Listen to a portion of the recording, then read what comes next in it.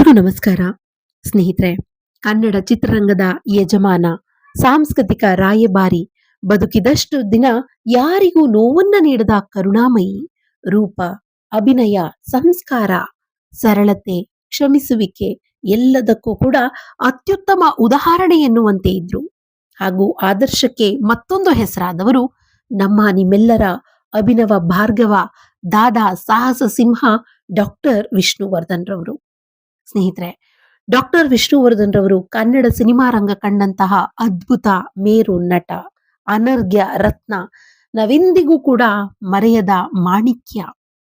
ನಿಜ ಜೀವನದಲ್ಲಿ ಬಹಳಷ್ಟು ಕಷ್ಟ ನೋವನ್ನ ನುಂಗಿ ಜೀವನವನ್ನ ಎದುರಿಸಿದಂತಹ ಜೀವ ಅದು. ವಿಷ್ಣುವರ್ಧನ್ ರವರು ಸಿನಿಮಾ ರಂಗಕ್ಕೆ ಬಂದ ನಂತರ ಅನುಭವಿಸಿದ ನೋವು ಯಾತನೆಗಳ ಬಗ್ಗೆ ಈ ಒಂದು ವಿಡಿಯೋದಲ್ಲಿ ನಿಮ್ಮೊಂದಿಗೆ ಹಂಚಿಕೊಳ್ತೇನೆ. ಅದಕ್ಕೂ ಮೊದಲು ಧ್ರುವತಾರೆ ಯೂಟ್ಯೂಬ್ ಚಾನೆಲ್ನ ಸಬ್ಸ್ಕ್ರೈಬ್ ಮಾಡ್ಕೊಳ್ಳಿ, ಹಾಗೆ ವಿಡಿಯೋನ ಸ್ಕಿಪ್ ಮಾಡದೆ ಪೂರ್ತಿಯಾಗಿ ನೋಡಿ. ಸ್ನೇಹಿತರೆ, ಡಾಕ್ಟರ್ ವಿಷ್ಣುವರ್ಧನ್ ರವರು ನಮಗೆಲ್ಲ ಗೊತ್ತಿರೋ ಹಾಗೆ 1950 ಸೆಪ್ಟೆಂಬರ್ 18ರಂದು ವಿಷ್ಣುವರ್ಧನ್ ರವರು ಮೈಸೂರಿನಲ್ಲಿ ಜನಿಸ್ತಾರೆ. ಹಾಗೆ ಇವರ ತಂದೆ ನಾರಾಯಣಪ್ಪನವರು ಹಾಗೂ ತಾಯಿ ಕಾಮಾಕ್ಷಮ್ಮ. ಇವರ ತಂದೆ ಆಗಿನ ದಿವಾನರ ಆಸ್ಥಾನದಲ್ಲಿ ಇದ್ರು, ಹಾಗೆ ಸಂಗೀತದ ವಾದಕರಾಗಿದ್ರು. ಸಿನಿಮಾಗಳಲ್ಲೂ ಕೂಡ ಇವರು ಸಂಗೀತ ಸಂಯೋಜನೆಯನ್ನ ಮಾಡ್ತಾ ಇದ್ರು. ಇವರ ಅಕ್ಕನವರು, ಅಂದ್ರೆ ಇವರ ಜೊತೆಗೆ ಹುಟ್ಟಿದಂತಹ ಅಕ್ಕನವರು ಮೈಸೂರು ಸಂಸ್ಥಾನದ ಒಡೆಯರ್ ಕಾಲದಲ್ಲಿ ಅವರು ನೃತ್ಯವನ್ನ ಮಾಡ್ತಾ ಇದ್ರು, ಆಸ್ಥಾನದಲ್ಲಿ ನೃತ್ಯವನ್ನ ಮಾಡ್ತಾ ಇದ್ರಂತೆ. ಇಂತಹ ಕುಟುಂಬದಲ್ಲಿ ಹುಟ್ಟಿದಂಥವರು, ಬ್ರಾಹ್ಮಣ ಕುಟುಂಬದಲ್ಲಿ ಹುಟ್ಟಿದಂಥವರು ನಮ್ಮ ವಿಷ್ಣುವರ್ಧನ್ ರವರು. ವಿಷ್ಣುವರ್ಧನ್ ರವರು ಬಹಳಷ್ಟು ಜನರು ತಿಳ್ಕೊಂಡಿರೋದು ವಂಶವೃಕ್ಷ ಸಿನಿಮಾದ ಮೂಲಕ.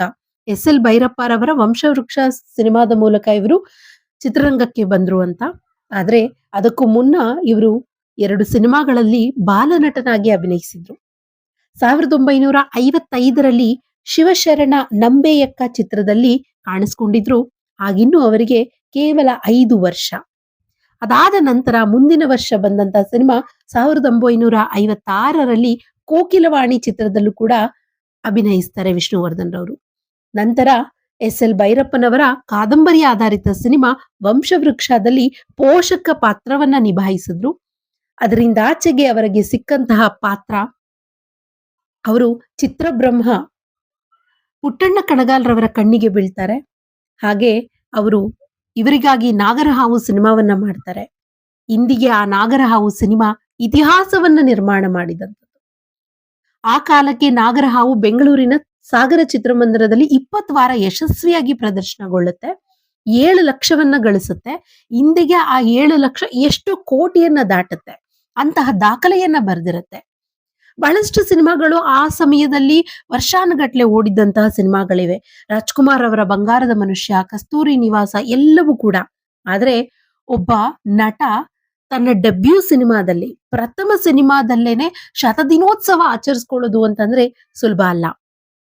ಆತನಿಗೆ ಕಲೆಯ ಮೇಲೆ ಇರುವಂತಹ ಪ್ರೀತಿ, ಗೌರವ, ಆ ಡೆಡಿಕೇಶನ್, ಆತ ಪಾತ್ರದಲ್ಲಿ ಆ ಒಂದು ಅಂತರ್ಮುಖಿಯಾಗಿ ಅಭಿನಯಿಸುವುದು ಇದೆಯಲ್ವಾ, ಪರಕಾಯ ಪ್ರವೇಶವನ್ನ ಮಾಡಿ ಅಭಿನಯಿಸುವಂತಹದ್ದು ಇದೆಯಲ್ಲ, ಅದು ನಿಜಕ್ಕೂ ಕೂಡ ಆ ನಟನಲ್ಲಿ ಕಾಣಿಸ್ತು. ಅವರೇ ನಮ್ಮ ನಿಮ್ಮೆಲ್ಲರ ವಿಷ್ಣುವರ್ಧನ್ ರವರು. ಇಂದಿಗೆ ವಿಷ್ಣುವರ್ಧನ್ ರವರು ನಮ್ಮೆಲ್ಲರಿಗೂ ಕೂಡ ನೆನಪಾಗಿದ್ದಾರೆ. ಅವರನ್ನ ಕಳ್ಕೊಂಡು ಚಿತ್ರರಂಗ 15 ವರ್ಷಗಳು ಕಳೆದಿದೆ.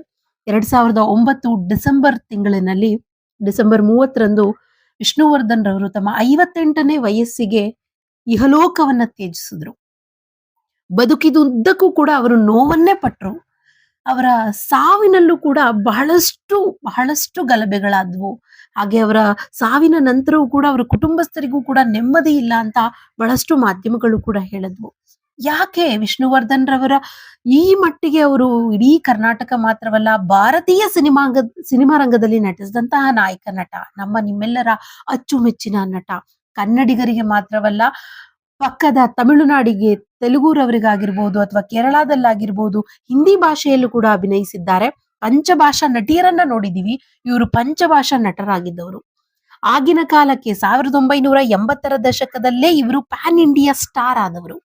ತಮ್ಮ ಪ್ರಪ್ರಥಮ ಸಿನಿಮಾವೇ ಕನ್ನಡ, ತೆಲುಗು, ತಮಿಳು, ಹಿಂದಿ ಭಾಷೆಗೂ ಕೂಡ ಈ ಒಂದು ಸಿನಿಮಾ ರೀಮೇಕ್ ಆಗಿತ್ತು.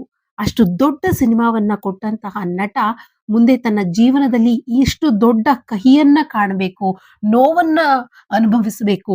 ಕರ್ನಾಟಕದ ಜನರಿಂದಲೇ ಅವರು ಅವಮಾನವನ್ನ, ಕಲ್ಲು ತೂರಾಟವನ್ನ, ಚಪ್ಪಲಿಯನ್ನ ಎಸಿತಾರೆ ಅಂದ್ರೆ ಆತ ಜೀವನದಲ್ಲಿ ಬಹಳ ನೊಂದು ಹೋಗಿದ್ರು. ಆ ಎಲ್ಲ ನೋವನ್ನು ಕೂಡ ಬದಿಗಿಟ್ಟು ಕಲಾ ಸೇವೆಯನ್ನ ಮಾಡ್ತಿದ್ರು ನಟ ವಿಷ್ಣುವರ್ಧನ್ ರವರು. ನಾಯಕ ನಟನಾಗಿ ಅಭಿನಯಿಸಿದ ಸಿನಿಮಾಗಳು 220 ಸಿನಿಮಾಗಳು. ಹಾಗೆ ಸಿನಿಮಾಗಳಲ್ಲಿ ಅಭಿನಯಿಸುವ ಸಂದರ್ಭದಲ್ಲಿ ಅವರಿಗೆ ಅವಮಾನಗಳಾಗಿತ್ತು. ಇದಕ್ಕೆ ಕಾರಣ ವಿಷ್ಣುವರ್ಧನ್ ರವರು ಡಾಕ್ಟರ್ ರಾಜ್‌ಕುಮಾರ್‌ರೊಂದಿಗೆ ಗಂಧದ ಗುಡಿ ಸಿನಿಮಾದಲ್ಲಿ ಅಭಿನಯಿಸುವ ಸಮಯದಲ್ಲಿ ಆದಂತಹ ಒಂದು ಅವಘಡ. ಬಹಳಷ್ಟು ಜನರಿಗೆ, ಕನ್ನಡಿಗರಾದ ನಮಗೆ ಆ ವಿಚಾರ ಗೊತ್ತೇ ಇರುತ್ತೆ. ಆ ಸಂದರ್ಭದಲ್ಲಿ ಕರ್ನಾಟಕದಲ್ಲಿ ದೊಡ್ಡ ಮಟ್ಟಿಗೆ ಗಲಭೆ ಎದ್ದಂತಹ ಒಂದು ಏನು ಕಾರಣ ಅದು. ಆ ಒಂದು ಇನ್ಸಿಡೆಂಟ್ ಇಂದಾಗಿ ಬಹಳಷ್ಟು ದೊಡ್ಡ ಗಲಾಟೆನೇ ಆಗಿತ್ತು. ವಿಷ್ಣುವರ್ಧನ್ ರವರ ಮನೆಯ ಮೇಲೆ ಕಲ್ಲು ತೂರಾಟ ಆಗಿತ್ತು. ವಿಷ್ಣುವರ್ಧನ್ ಎಲ್ಲಿ ಸಿಗ್ತಾರೆ ಅಲ್ಲೆಲ್ಲವೂ ಕೂಡ ಅವ್ರ ಮೇಲೆ ಹಲ್ಲೆ ಆಗಿತ್ತು. ಶೂಟಿಂಗ್ ಸ್ಪಾಟ್‌ಗೆ ಹೋಗಿ ಅವ್ರ ಮೇಲೆ ಹಲ್ಲೆಯನ್ನ ಮಾಡ್ಲಾಗ್ತಿತ್ತು. ಮದುವೆ ಸಮಯದಲ್ಲೂ ಅವ್ರ ಮೇಲೆ ಹಲ್ಲೆ ಮಾಡಿದ್ರು. ಈಗಾಗಲೇ ನಾವು ಭಾರತೀಯವರ ಬಗ್ಗೆ ವಿಡಿಯೋನ ಮಾಡಿದಂತಹ ಸಂದರ್ಭದಲ್ಲಿ ಹೇಳಿದ್ವಿ. ಮದುವೆ ಮನೆಯಲ್ಲಿ ಆದಂತಹ ಕುಚಲಾಂಬ ಕಲ್ಯಾಣ ಮಂಟಪದಲ್ಲಿ ಆದಂತಹ ಒಂದು ಗಲಭೆಯ ಬಗ್ಗೆ. ಹಾಗೆ ವಿಷ್ಣುವರ್ಧನ್ ರವರನ್ನ ಒಬ್ಬ ಪರಕೀಯ ಅನ್ನುವಂತೆ ನೋಡ್ತಾ ಇದ್ರು. ಅವರು ಅಂದಿನ ಸುದ್ದಿ ಮಾಧ್ಯಮದಲ್ಲಿ ಹೇಳ್ಕೊಂಡಿದ್ದಾರೆ, ನನ್ನನ್ನು ಯಾಕೆ ಪಾಕಿಸ್ತಾನಿ ತರ ನೋಡ್ತೀರಾ, ನಾನು ನಿಮ್ಮಲ್ಲಿ ಒಬ್ಬ ಅಂತ ಹೇಳಿ ಬೇಡ್ಕೊಂಡಿದ್ರು, ಕಣ್ಣೀರಾಗಿದ್ರು. ರಾಜ್‌ಕುಮಾರ್ ಅವರು ವಿಷ್ಣುವರ್ಧನ್ ರವರನ್ನ ಸ್ವಂತ ಸಹೋದರನ ರೀತಿಯಲ್ಲಿ ನೋಡ್ತಿದ್ರು. ವಯಸ್ಸಲ್ಲೂ ಕೂಡ ಅಜಗಜಾಂತರ ವ್ಯತ್ಯಾಸ ಇತ್ತು. ಬಹಳಷ್ಟು ರಾಜ್‌ಕುಮಾರ್ ಅವರ ಕೆಲವೊಂದಷ್ಟು ಅಂಧ ಅಭಿಮಾನಿಗಳು ಏನ್ ಮಾಡ್ಕೊಂಡಿದ್ರು ಅಂದ್ರೆ ವಿಷ್ಣುವರ್ಧನ್ ಅವರನ್ನ ರಾಜ್‌ಕುಮಾರ್ ಅವರ ಕಾಂಪಿಟೇಟರ್ ಅಂತಾನೆ ಭಾವಿಸಿದ್ರು. ಈ ಕಾರಣದಿಂದಾಗಿ ಅವರನ್ನ ಬಹಳಷ್ಟು ವಿರೋಧ ಮಾಡ್ತಾ ಇದ್ರು. ರಾಜ್‌ಕುಮಾರ್ ಅವರು ಕಲೆಯಲ್ಲಿ ಸಾಗರದಂತೆ ಇದ್ದವರು. ವಿಷ್ಣುವರ್ಧನ್ ರವರು ಅವರ ಸಿನಿಮಾಗಳನ್ನ ನೋಡ್ಕೊಂಡು ಬೆಳೆದಂತಹವರು.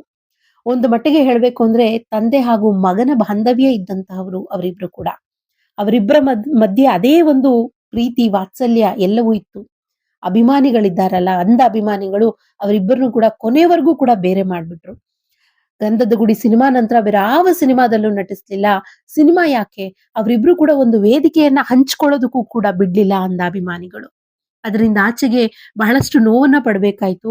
ಕೊನೆಗೆ 2006ರಲ್ಲಿ ಅಣ್ಣಾವ್ರು ಸತ್ತಾಗ್ಲೂ ಕೂಡ ಅವರ ಮರಣದ ನಂತರ ಅವರ ಪಾರ್ಥಿವ ಶರೀರವನ್ನ ನೋಡೋದಕ್ಕೆ ಸದಾಶಿವನಗರದವರ ಮನೆಗೆ ಹೋದಾಗ್ಲೂ ಕೂಡ ವಿಷ್ಣುವರ್ಧನ್ ರವರನ್ನ ಸ್ವತಃ ಪಾರ್ವತಮ್ಮನವರೇ ಬೈದಿದ್ರು.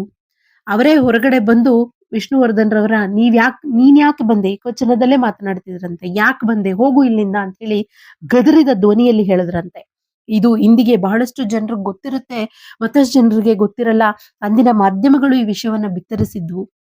ಪಾರ್ವತಮ್ಮರಿಂದ ವಿಷ್ಣುವರ್ಧನ್ಗೆ ಅವರ ಅಪಮಾನ ಮಾಡಿದ್ರು, ನಿಂದಿಸಿದ್ರು. ವಿಷ್ಣುವರ್ಧನ್ ರವರ ಮನೆಯಿಂದ ಆಚೆಗೆ ಹಾಕಿದ್ರು. ಅಣ್ಣವರ ಪಾರ್ಥಿವ ಶರೀರವನ್ನ ನೋಡೋದಕ್ಕೆ ಬಿಡಲಿಲ್ಲ ಅಂತ ಹೇಳಿ ಒಂದಷ್ಟು ಜನ ಕೂಡ ಮಾತನಾಡಿದ್ರು.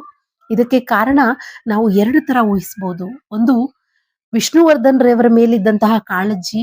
ಅಣ್ಣವರ ಕೆಲವೊಂದಷ್ಟು ಅಂಧಾಭಿಮಾನಿಗಳು ಇವರ ಮೇಲೆ ಹಲ್ಲೆ ನಡೆಸಬಹುದು, ಈಗಾಗಲೇ ಮದುವೆ ಸಮಯದಲ್ಲೆಲ್ಲ ಹಲ್ಲೆ ನಡೆಸಿದ್ದಾರೆ, ಈಗ ನಡೆಸಬಹುದು ಅನ್ನೋ ಒಂದು, ಈಗಾಗಲೇ ಅಣ್ಣವ್ರನ್ನ ಕಡ್ಕೊಂಡು ಬಹಳ ದುಃಖ ತಪ್ತರಾಗಿದ್ರು. ರಸ್ತೆಗಳಲ್ಲಿ ಸ್ವಯಂ ಘೋಷಿತ ಬಂದ್ಗಳನ್ನ ಮಾಡ್ಕೊಂಡಿದ್ರು.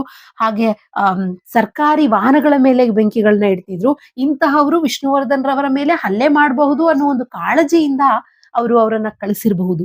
ಹಾಗೆ ಮತ್ತೊಂದು ವರ್ಗದ ಜನ ಏನ್ ಹೇಳ್ತಾರೆ ಅಂದ್ರೆ, ಪಾರ್ವತಮ್ಮನವರಿಗೆ ವಿಷ್ಣುವರ್ಧನ್ ರವರ ಮೇಲೆ ಬಹಳ ಕೋಪ ಇತ್ತು. ಆ ಗಂಧದ ಗುಡಿ ಶೂಟಿಂಗ್ ಸ್ಪಾಟ್ ನಲ್ಲಿ ಆದಂತಹ ಒಂದು ಹಿನ್ನೆಲೆಯಲ್ಲಿ ಅಂದಿನಿಂದ ವಿಷ್ಣುವರ್ಧನ್ ರವರನ್ನ ಇವರು ದ್ವೇಷಿಸ್ತಾ ಇದ್ರು ಪಾರ್ವತಮ್ಮನವರು. ಆ ಕಾರಣಕ್ಕೆ ಅಣ್ಣವರ ದೇಹವನ್ನ ನೋಡೋದಕ್ಕೆ ಬಿಡ್ಲಿಲ್ಲ ಅಂತ ಹೇಳಿ ಇನ್ನೊಂದು ವರ್ಗದ ಜನ ಮಾತನಾಡಿದ್ರು. ನಿಜ, ಸತ್ಯ ಪಾರ್ವತಮ್ಮನವರ ಬಾಯಿಂದಾನೇ ಬಂದಿದ್ರೆ ಈ ಒಂದು ಎಲ್ಲಾ ಕಾರಣಕ್ಕೆ ಅಥವಾ ಈ ಎಲ್ಲಾ ಘಟನೆಗಳಿಗೂ ಕೂಡ ಒಂದು ಪೂರ್ಣ ವಿರಾಮ ಅನ್ನೋದು ಸಿಕ್ತಿತ್ತು. ಆದ್ರೆ ಪಾರ್ವತಮ್ಮನವರು ಇದ್ರ ಬಗ್ಗೆ ಯಾವ ಮಾತು ಕೂಡ ಆಡ್ಲಿಲ್ಲ. ಅವರು ತುಟಿ 2 ಮಾಡ್ಲಿಲ್ಲ. ಆ ಕಾರಣ ವಿಷ್ಣುವರ್ಧನ್ ಮೇಲೆ ಇದ್ದಂತಹ ಆ ಒಂದಷ್ಟು ದ್ವೇಷ ಮತ್ತಷ್ಟು ಜಾಸ್ತಿ ಆಯ್ತು. ಹಾಗೆ ವಿಷ್ಣುವರ್ಧನ್ ರವರು ರಾಜ್‌ಕುಮಾರ್ ಅವರ ಸಮಕಾಲೀನರಲ್ಲ. ವಿಷ್ಣುವರ್ಧನ್ ರವರು 1950ರಲ್ಲಿ ಹುಟ್ಟಿದ್ದಾರೆ ಅಂತ ಹೇಳಿದೆ. ರಾಜ್‌ಕುಮಾರ್ ಅವರು 1953ರಲ್ಲಿ ಅದಾಗಲೇ ಬೇಡರ ಕಣ್ಣಪ್ಪ ಸಿನಿಮಾ ಮಾಡಿದ್ರು. ಅದಕ್ಕೆ ಮುಂಚೆ ಅವರು ಬಹಳಷ್ಟು ನಾಟಕಗಳಲ್ಲಿ ಅಭಿನಯಿಸಿದ್ರು.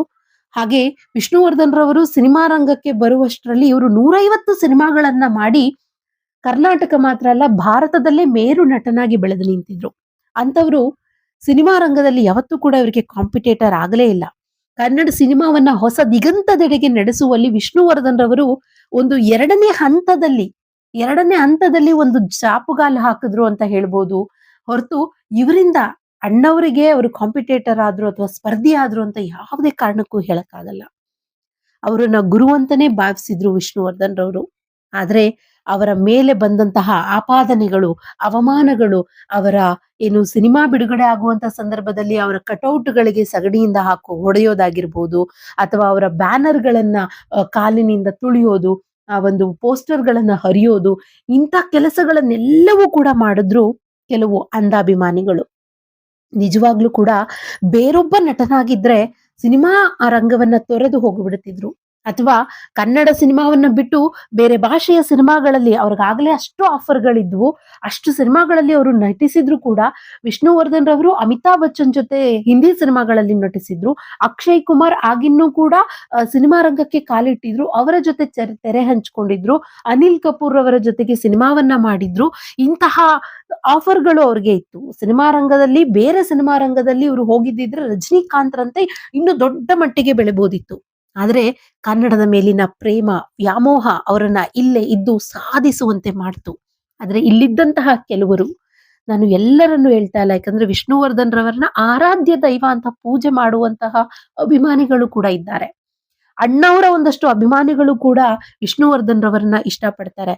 ಸ್ವತಃ ನಾವು ಕೂಡ ರಾಜ್‌ಕುಮಾರ್ ಅವರು, ವಿಷ್ಣುವರ್ಧನ್ ರವರು, ಅಂಬರೀಷ್ ರವರು ಕನ್ನಡ ಸಿನಿಮಾ ರಂಗಕ್ಕೆ ಒಂದು 3 ಮುಖ್ಯ ಪಿಲ್ಲರ್‌ಗಳಂತೆ ಭಾವಿಸಿದ್ದೇವೆ.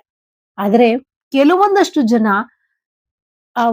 ಅವರಿಬ್ಬರ ಮಧ್ಯೆ ಇದ್ದಂತಹ ಒಂದು ಬಾಂಧವ್ಯವನ್ನ ಹೊಡೆದ್ರು. ಅವರಿಬ್ಬರ ಮಧ್ಯೆ ಇವರೇ ಒಂದು ಕಂದಕವನ್ನ ನಿರ್ಮಾಣ ಮಾಡಿಕೊಂಡ್ಬಿಟ್ರು. ಆದ್ರೆ ಅವರಿಬ್ಬರ ಮಧ್ಯೆ ಇದ್ದಂಥದ್ದು ಹಸು ಮಗುವಿನಂತಹ ಸಂಬಂಧ. ಇಂದಿಗೂ ಕೂಡ ವಿಷ್ಣುವರ್ಧನ್ ರವರಿಗೆ ಬಹಳಷ್ಟು ವಿಷಯಗಳಲ್ಲಿ ನಿಜಕ್ಕೂ ಕೂಡ ನ್ಯಾಯ ಸಂದಿಲ್ಲ. ಮುಖ್ಯವಾಗಿ ಇಂದಿಗೆ ವಿಷ್ಣುವರ್ಧನ್ ರವರು 2025 ಸೆಪ್ಟೆಂಬರ್‌ನಲ್ಲಿ ಅವರ 75ನೇ ಜನ್ಮದಿನೋತ್ಸವವನ್ನ ಆಚರಿಸಬೇಕು.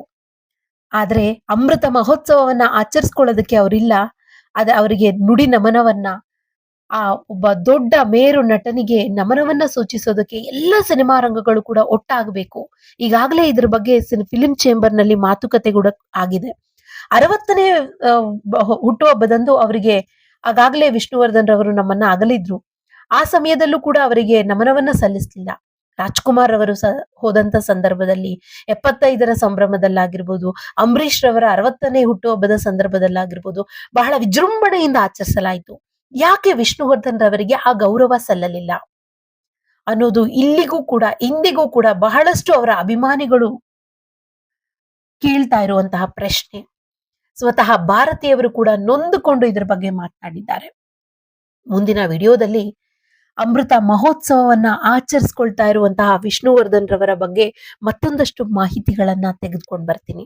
ಅಲ್ಲಿವರೆಗೂ ಧ್ರುವತಾರೆ ಚಾನೆಲ್ನ ನೋಡ್ತಾ ಇರಿ, ನಮಗೆ ಹೀಗೆ ಪ್ರೋತ್ಸಾಹಿಸ್ತಾ ಇರಿ ಅಂತ ಕೇಳ್ಕೊಳ್ತೇನೆ. ಎಲ್ಲರಿಗೂ ಧನ್ಯವಾದಗಳು.